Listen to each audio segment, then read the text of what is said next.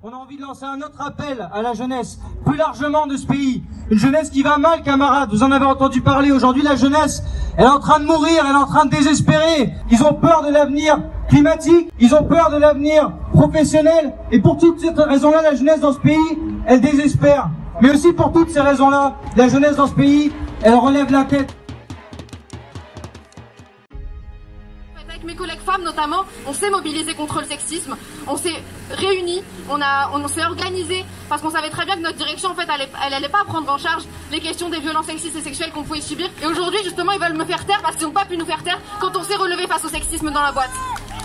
Moi je pense qu'on va pas avoir une police sans racisme, on va pas avoir une police qui va nous aider pour régler les féminicides. Parce qu'en vérité la police elle a fait quoi pendant le confinement? Elle a appliqué un confinement autoritaire et sans aucune mesure. Il n'y avait pas de masque, il n'y avait pas de test. Parce que je le sache, c'est pas la police qui a distribué en fait des colis alimentaires pendant que les gens y crevaient de faim dans les quartiers. On va s'organiser par nous-mêmes, sur nos lieux d'études, sur nos lieux de travail, entre nous, contre le racisme d'État et contre toute la violence que nous promet. Il faut qu'on arrive à dire stop, stop aux violences policières.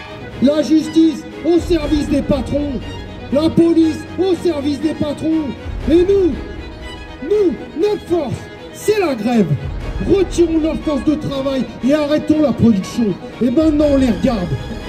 Et partout il faut se soulever.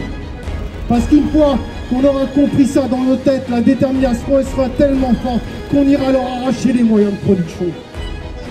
Un pas après l'autre, il va falloir qu'on soit vent debout, parce qu'on est marqué au fer rouge. On a été marqué au fer rouge par cette crise sanitaire, par la crise climatique, par leur guerre, par cette bourgeoisie. On a été marqué au fer rouge, et je vous le dis, je ne sais pas quand est-ce que sera l'étincelle, mais à un moment donné, quand l'étincelle va arriver, bon courage pour eux, c'est nous qui prendrons le pouvoir derrière nous.